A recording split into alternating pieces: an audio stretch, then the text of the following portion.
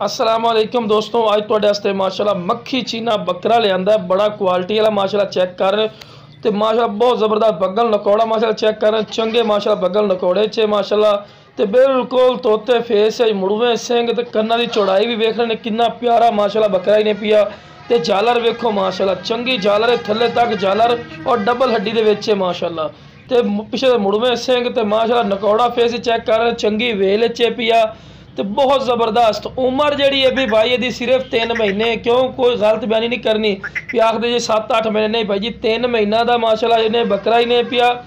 ये breeder type नहीं है बिल्कुल माशाल्लाह ब्रीडर वाली क्वालिटियाँ सारिया पाई जाने माशाल्लाह चेक कर बिल्कुल तोते वाली कर फेस दुम बिल्कुल सीधी